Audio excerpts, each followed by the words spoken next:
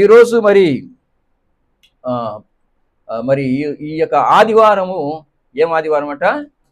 మట్టల ఆదివారము అని లోకంలో ఉన్నటువంటి ప్రతి క్రైస్తవులు కూడా ఈరోజు మట్టలు పట్టుకొని మరి ఊరేగింపు చేస్తూ ఉన్నారు. అయితే ఈ మట్టల ఆదివారానికి వెనక ఉన్నటువంటి చరిత్ర ఏమై ఉందో అది మనకు తెలియాలి. మనకు మాత్రమే కాదు, మన పిల్లలకు కూడా దానిని తెలియచేయాలి. ఈ మట్ల ఆదివారం అంటే మనకి గుర్తుకొచ్చేది ఏంటంటే, ప్రభువైన యేసుక్రీస్తు ఈ భూమి మీద ఆయన శరీరధారిగా వచ్చినప్పుడు ఆయనను సిలువ వేయటానికి మునుపు మరి ఆయన గాడిద మీద ఎక్కి యెరూషలేములో ఊరేగించినటువంటి ఆ యొక్క దృశ్యం మాత్రమే మనకి గుర్తుకొస్తుంది. అవునా కాదా? అది కూడా అందరికి కాదు, ఎవరికి కొందరికి. మట్ల ఆదివారం అంటే ఏంటి అంటే మనకి ఆ దృశ్యము కొంతమందికి తెలిసిన వాళ్ళకి గుర్తొస్తుంది. అయితే వాస్తవానికి ఆ మట్ల ఆదివారం వెనుక ఉన్నటువంటి చరిత్ర చాలా మందికి తెలియదు. ఇది ఖచ్చితంగా ఈరోజు చిన్నపిల్లలు మొదలుకొని పెద్దల వరకు మట్టలు పట్టుకొని మరి ఊరేగుతున్నారు. కానీ దాని వెనక ఉన్నటువంటి చరిత్ర ఎంతమందికి తెలుసు అంటే చాలా మందికి తెలియదు. అయితే దేవుడు ఏమన్నాడంటే, ఈ చరిత్రను గురించి మీ పిల్లలకి తెలియజేయండి అన్నాడు. ఏంటి దీని వెనక ఉన్నటువంటి చరిత్ర అంటే, దీని వెనక ఉన్నది దేవుని యొక్క రక్త చరిత్ర. ఏంటి? దేవుని యొక్క రక్త చరిత్ర దీని వెనక ఉంది అని నీ బిడ్డలకి నువ్వు తెలియచేయాలి. మీ పిల్లలకి మీరు చెప్పాలి. ఈరోజు ప్రతి వీధిలో క్రైస్తవులు మట్టలు పట్టుకొని తిరుగుతున్నారే, అది ఏంటి అని మీ పిల్లలు అడిగినప్పుడు మీరు చెప్పవలసినటువంటి స్థితిలో ఉన్నారు. కాబట్టి ఈరోజు ఆ మట్లాదివారం వెనక ఉన్నటువంటి ఆ యొక్క రక్త చరిత్రను గురించి మనం ఒకసారి ఆలోచన చేసుకుని తెలుసుకునే ప్రయత్నం చేద్దాం. మీరు ఒకసారి లూకా రాసిన సువార్త 13వ అధ్యాయం 30-31 వచనాన్ని మనము చదువుకుంటే, 19వ అధ్యాయం క్షమించాలి, 19వ అధ్యాయం 30వ వచనం. లూకా సువార్త, మీరు ఎదుటనున్న గ్రామమునకు వెళ్ళుడి, అందులో మీరు ప్రవేశింపగాని కట్టబడి ఉన్న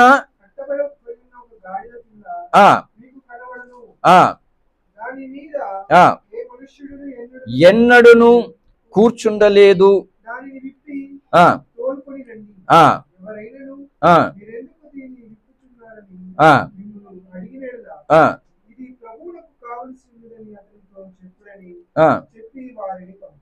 చాలు. చదవబడిన వాక్యం దీవించింది గాక. ఇక్కడ ఈ గాడిద మీదనే యేసుక్రీస్తు వారు యెరూషలేములో ఆయన మరి ఊరేగింపు అన్నది జరుగుతుంది. ఇక్కడ ఈ గాడిద వెనక దేవుడు ఒక సంగతిని మనకు తెలియజేస్తున్నాడు. ఇది కేవలము 2000 సంవత్సరాల క్రితం మరి ఇది జరిగింది అంటే కాదు. దీని వెనక దేవుని యొక్క సంకల్పము ఇది జరగక మునుపే. అంటే ఒకవేళ మనము ఈ యొక్క సంగతి ఒక ప్రవచనంగా దేవుడు జకర్యా గ్రంథంలో రాయించాడు అని మనం చూస్తున్నట్లయితే మీరు 9:9 చదువుకోండి. అక్కడ ఈ సంఘటన గురించి రాయించాడు. సరే, అది కూడా చదవండి. 9వ అధ్యాయం 9వ వచనం. జకర్యా,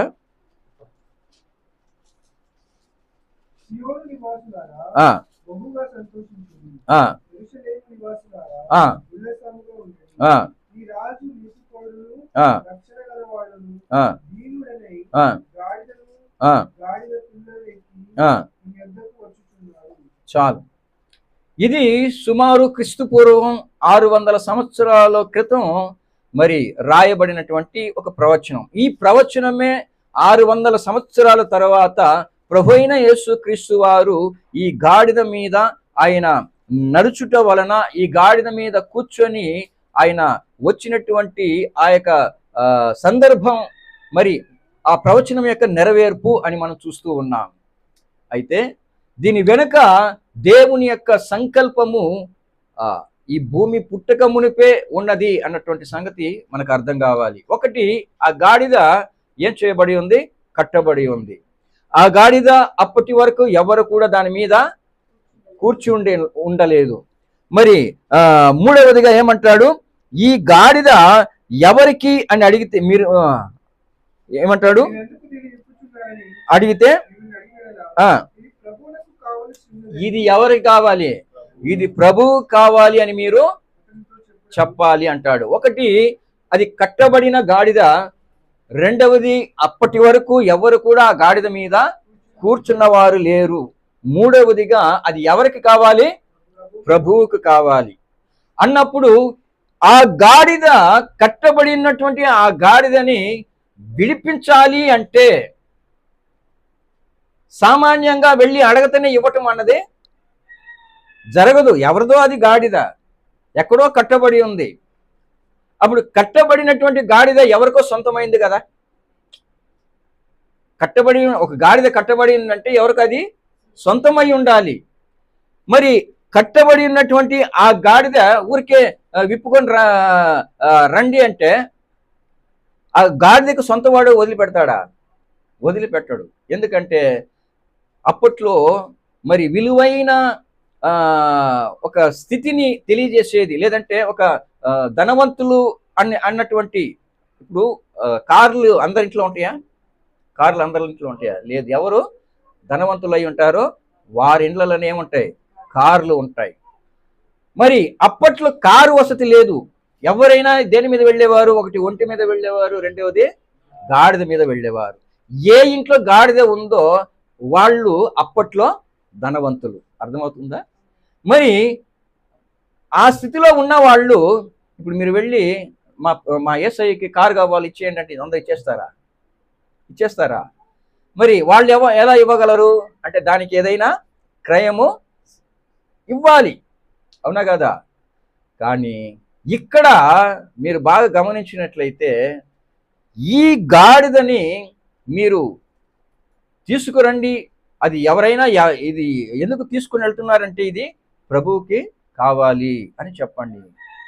దీని యొక్క పరమార్థం ఏంటంటే దీని వెనక దేవుని యొక్క సంకల్పము ఉన్నది అని గుర్తించాలి. ఏంటి ఆ దేవుని యొక్క సంకల్పము అంటే, సహజంగా ఒక గాడిదను ఆ దినములలో ఒక గాడిదని విడిపించాలి అంటే ఒక గొర్రెని లేదంటే ఒక మేకని దానికి ప్రతిగా క్రయధనము అన్నది ఇవ్వాలి. అంటే ఒక గాడిద మరి బంధకములో ఉన్నట్లయితే ఆ గాడిదను విడిపించటానికి క్రయధనముగా ఒక గొర్రెనో ఒక మేకనో క్రయధనముగా ఇవ్వాలి. అలా ఇవ్వకపోతే ఆ గాడిదను విడిపించలేకపోతే ఆ గాడిద ఏం చేయబడాలి?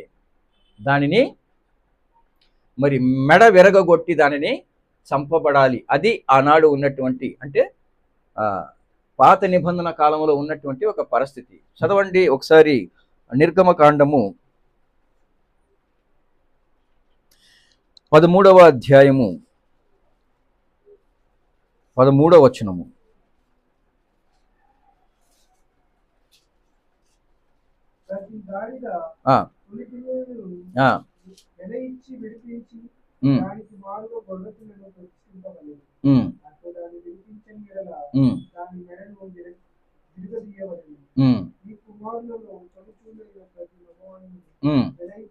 విడిపింపవలెను.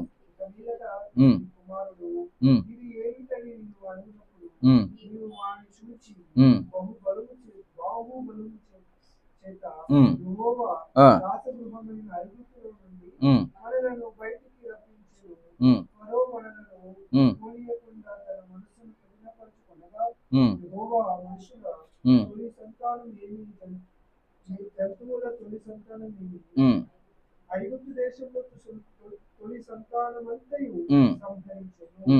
ఆ హేతువు చేతను నేను మగదైన ప్రతి తొలిచూల పిల్లను యెహోవాకు బలిగా అర్పించుదును. అయితే నా కుమారులలో ప్రతి తొలి సంతానము వెల ఇచ్చి విడిపించుదునని చెప్పవలెను. అంటే దీని యొక్క అసలు దీని వెనక జరిగినటువంటి సంఘటన మనకి 12వ అధ్యాయంలో అక్కడ కనబడుతుంది. ఏం చేశాడు దేవుడు అంటే, మరి ఇశ్రాయేలు ప్రజలు ఐగుప్తులో ఉండగా,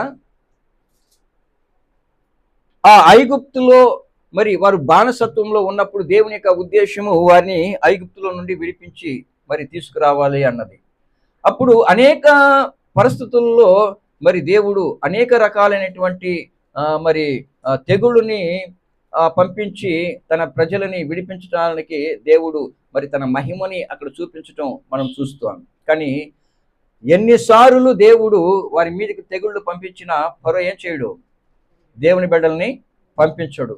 అప్పుడు మనం అనుకుంటున్నాం, ఈ ఐగుప్తులో జరిగినటువంటి ఒక్కొక్క అద్భుతము, ఒక్కొక్క తెగుళ్ళ వెనక దేవునికి ఒక సంకల్పం ఉంది. ఎందుకంటే ఒక తెగుళ్ళు రాగానే ఫరో యొక్క మనసు మార్చుకుంటాడు, లేదు లేదు వెళ్ళిపోండి అంటాడు. మరలా ఏం చేస్తాడు, తన మనసుని కఠినపరుచుకుంటాడు. వాస్తవానికి దేవుడే అతని మనసుని కఠినపరిచాడు. దేవుడు అనుకుని ఉంటే ఒక్క తెగుళ్ళ ద్వారానే తన బిడ్డలని ఆయన బయటికి తీసుకురాగలడు. అవునా? ఫరో యొక్క మనసుని మార్చి తన బిడ్డలను ఆయన తీసుకురాగలడు. ఒక్క తెగుళ్ళే చాలు ఫరోకి. కానీ ఎందుకు దేవుడు అన్ని సందర్భాలు అక్కడ మరి అనుమతించాడు అంటే, కేవలము ఒక ఫరో మాత్రమే కాదు, సర్వలోకము కూడా దేవుడంటే ఎవరు, ఆయన యొక్క శక్తి ప్రభావం అంటే ఏంటి అన్నది సర్వలోకం తెలుసుకోవాలి. అది దేవుని యొక్క చిత్తము, దేవుని యొక్క ప్రణాళిక. ఇక్కడ జరిగినటువంటి ఒక సంఘటన ఏమైతే ఉందో 12వ అధ్యాయంలో మనం చూస్తామో, అది దేవుని యొక్క ప్రజలు మరి రానయ్యున్నటువంటి ఆ యొక్క తెగులు నుండి, ఆ యొక్క మరణము నుండి తప్పించటానికి, వాళ్ళని మరి ఆ మరణము సమీపించకుండా ఉండటానికి దేవుడు ఏర్పరిచినటువంటి ఒక విధానమే ఆ గొర్రెను చంపి ఆ గొర్రె యొక్క రక్తముతో తమ యొక్క గుమ్మాలకి రక్తమును పూయట ద్వారా వారు రక్షణ అనబడినటువంటి కవచము క్రింద ఉండటం అన్నది సాదృశ్య రూపంగా దేవుడు చేసినటువంటి కార్యం. అది అంటే అక్కడ ప్రధానంగా జరుగుతున్నటువంటి కార్యం మనకి ఒకటి అర్థం కావాలి. ఏంటి? అక్కడ జరుగుతున్న మరణం ఎవరికి? తొలిచూలి పిల్లలకి. ఎవరికి? జ్యేష్ఠ పుత్రులకి. అన్నప్పుడు ఈ జ్యేష్ఠ పుత్రులు ఎవరు జ్యేష్ఠ పుత్రులు? 4వ అధ్యాయము, అది నిర్గమకాండము 4వ అధ్యాయము 12వ వచనము చూడండి.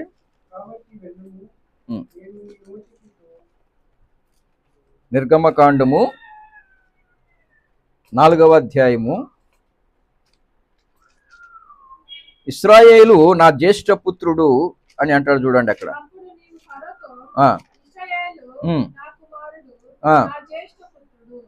చూసారా? అప్పుడు అక్కడ ఉన్నది ఇశ్రాయేలీయుల యొక్క జ్యేష్ఠ పుత్రులు మాత్రమే కాదు, ఇశ్రాయేలీలే దేవునికి ఎవరు?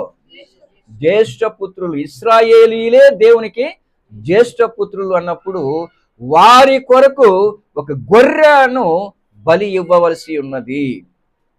అర్థమవుతుందా? అంటే దేవుడు ఈ లోకములో ఉన్న ప్రతి ఒక్కరు కూడా దేవునికి ఎవరండి? జ్యేష్ఠ పిల్లలు, జ్యేష్ఠ పుత్రులు. అర్థమవుతుంది? అంటే అంత విలువైన వారు అని అర్థం. అంటే వారి యొక్క మరణము సంభవించకుండా ఉండాలంటే వారికి ప్రతిగా ఏం చేయాలి? ఒక గొర్రెని బలిగా వధించాలి.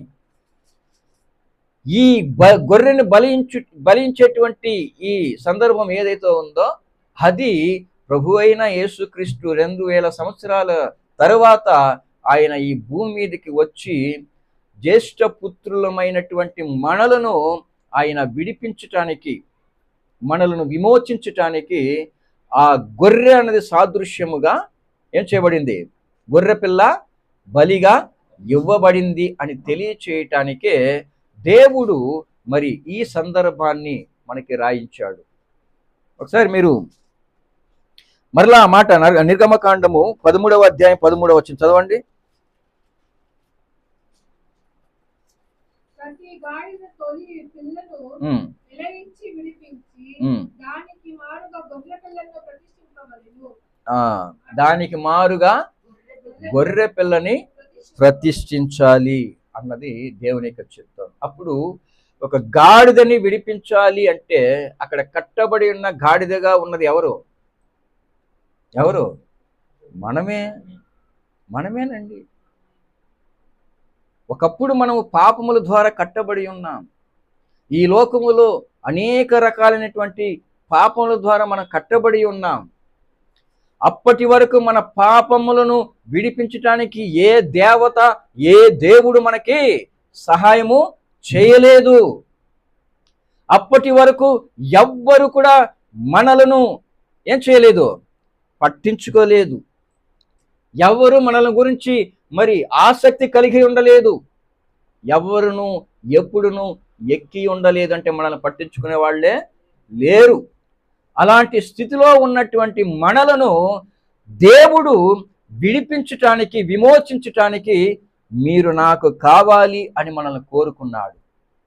మీరు నాకు కావాలి అని మనల్ని కోరుకోవటం వలన ఈరోజు ఆ బంధకములో నుండి ఆయన విడిపించటానికి ఆయన పంపినటువంటి దూతలే దేవుని యొక్క వాక్యము.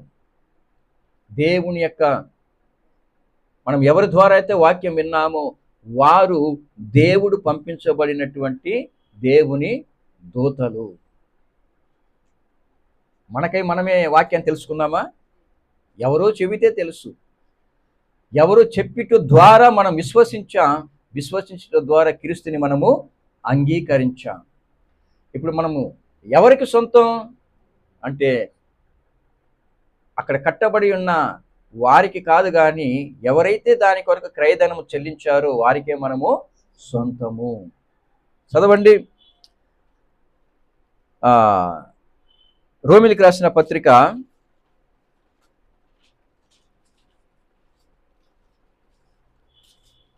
6:23 ఏమన్నా వాక్యం రాయబడింది? పాపము వలన వచ్చు జీతము మరణము. మరణము రావలసినటువంటి మనలను దేవుడు ఏం చేశాడంట? మన ప్రభు అయిన యేసుక్రీస్తు ద్వారా మనకు నిత్య జీవమును అనుగ్రహించాడట. ప్రభు అయిన యేసుక్రీస్తు ద్వారా మనకి నిత్య జీవముని అనుగ్రహించాడు. అంటే ఒకప్పుడు మన యొక్క పరిస్థితి ఎలాంటిది అంటే, మరి ఇర్మియా రాసిన ప్రవచన గ్రంథం 14వ అధ్యాయం 6వ వచనం చూడండి.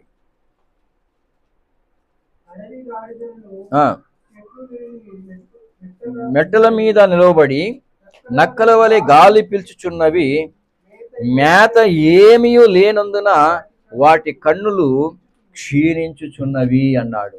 ఒకప్పుడు మన జీవితం ఎంత దయనీయమైనది అని మనం గుర్తించుకోవాలి. ఈ లోకంలో మనల్ని పట్టించుకునే వారు లేరు. ఈ లోకములలో మనల్ని చూసి ప్రేమించేవారు లేరు.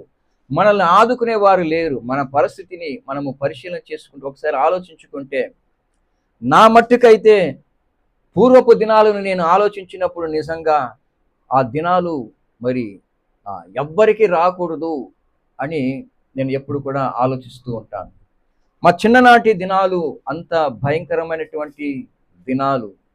మరి మమ్మల్ని పట్టించుకునే వారు లేరు, మాకు సహాయం చేసేవారు లేరు, అసలు మేము ఉన్నామని గుర్తించేవారు లేరు. అలాంటి దినాలలో మేము ఆ చిన్నతనంలోనే ఆ బాధలు మాకు ఇంకా గుర్తుకున్నాయంటే మీరు గుర్తించాలి ఆ దినాలు ఎంత మరి బాధాకరమైనటువంటి దినాలు అన్నది.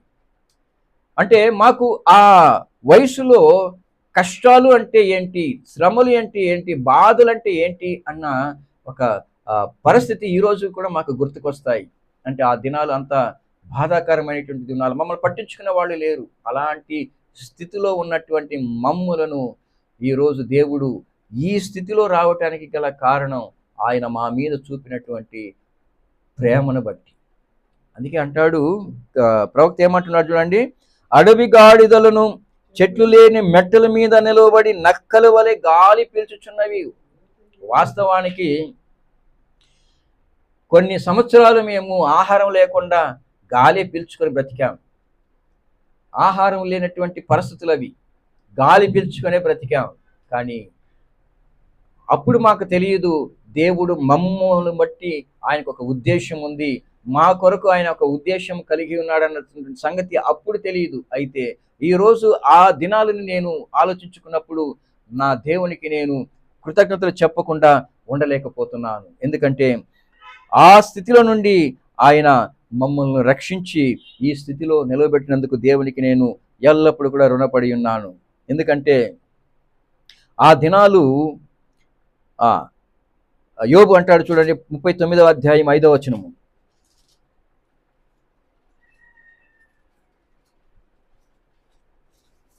అడవి గాడిదలను స్వేచ్ఛగా పోనిచ్చిన వాడు ఎవడు, అడవి గాడిద కట్టులను విప్పినవాడు ఎవడు? ఆ రోజుల్లో ఆ పరిస్థితుల్లో మేము ఉన్నప్పుడు మమ్మల్ని విడిపించింది ఎవరు అంటే ఈ రోజుకి మేము చెప్పగలము, మమ్మను కరుణించి మా మీద ప్రేమ చూపినటువంటి ప్రభు అయిన యేసుక్రీస్తు అని. ఈరోజు మన పిల్లలకి మనం చెప్పాలి.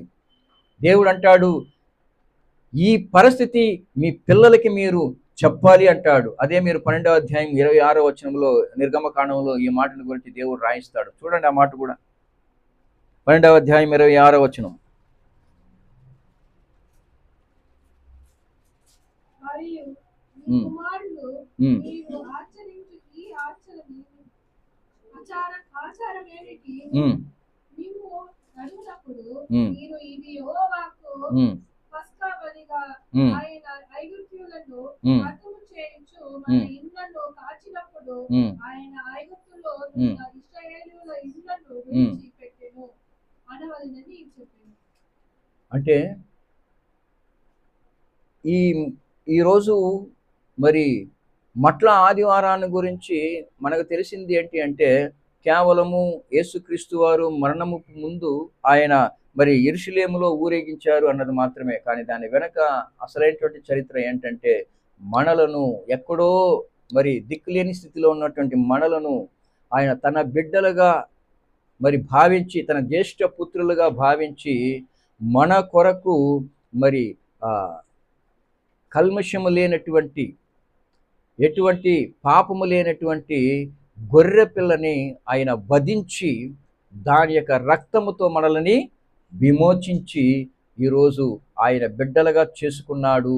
దీని నిమిత్తమే ఆయన 2000 సంవత్సరాల క్రితం భూమి మీద తన శరీరాన్ని మన కొరకు ఆయన సమర్పించి బలి అవ్వటం వలన ఈరోజు మనము ఆయన కుమారులము అని అనిపించుకోవటానికి యోగ్యత కలిగి ఉన్నాము అని మనం చెప్పుకోవాలి.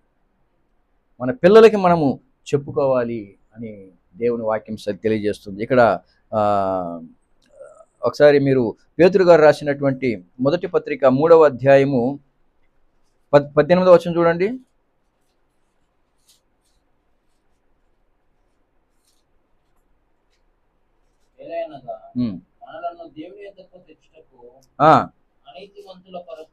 మనలను దేవుని యొద్దకు తెచ్చుటకు అనీతిమంతుల కొరకు నీతిమంతుడైన క్రీస్తు శరీర విషయములో చంపబడియు ఆత్మ విషయములో బ్రతికింపబడి పాపముల విషయములో ఒక్కసారి శ్రమపడెను.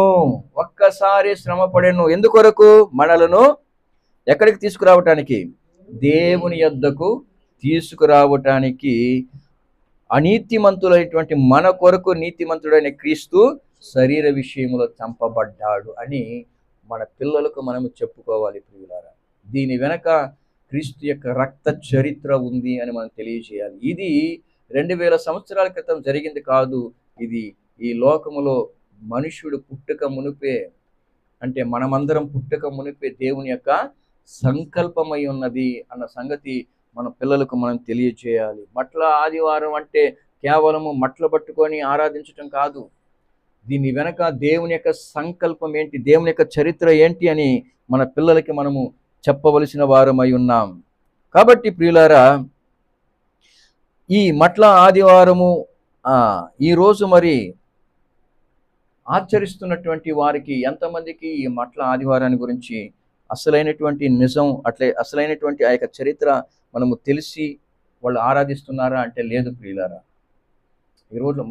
ఈరోజు మట్ల ఆదివారం అనేది ఒక ఆచారంగా మారిపోయింది. వాస్తవానికి ఈరోజు ఆ దినమును మనం జ్ఞాపకం చేసుకొని, అంటే యేసుక్రీస్తుల వారు దేవుడు మరి ఆయన యొక్క ప్రణాళిక మేరకు, ఆయన ప్రవచనము మేరకు, సాక్షాత్తు ఆయన ప్రవచనము ఏ విధంగా అయితే ఆయన ప్రవచించాడో దానికి సరైన విధంగా యేసుక్రీస్తు వారు మరి ఆయన 2000 సంవత్సరాల క్రితం ఈ భూమి మీద ఆయన దిగి వచ్చి మన కొరకు, మీ కొరకు నా ప్రాణం పెట్టబోతున్నాను అని చెప్పి ఆయన నిరూపించుకునేటువంటి ఒక దినము అన్నది మనం మర్చిపోకూడదు.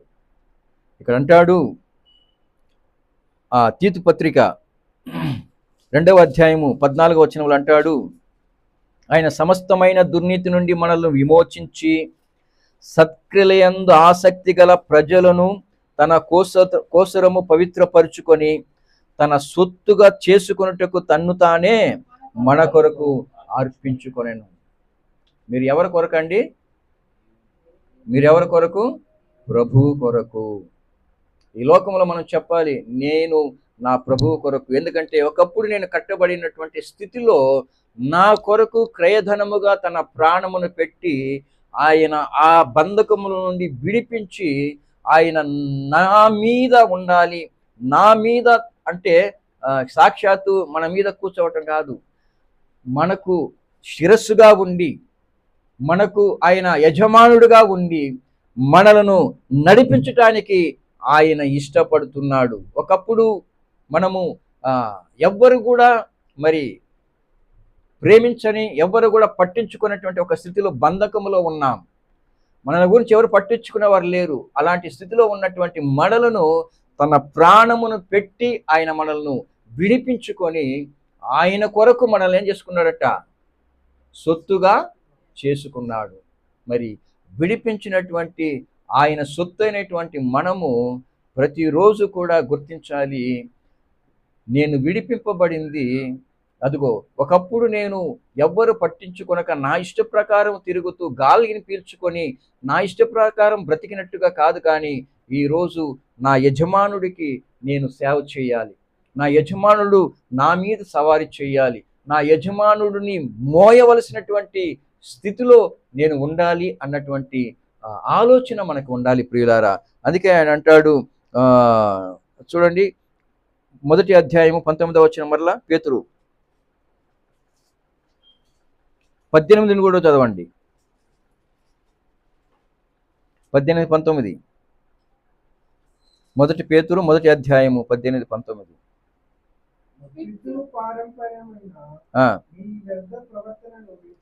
మొదటి 17వ వచనం నుండి కూడా చూడండి. ఆయన పక్షపాతము లేకుండా క్రియలను బట్టి ప్రతి వాణిని తీర్పు తీర్చువాడు తండ్రి అని మీరు ఆయనకు ప్రార్థన చేయుచున్నారు గనుక మీరు పరదేశులై ఉన్నంత కాలము భయముతో గడపాలి. భయముతో గడుపుడి.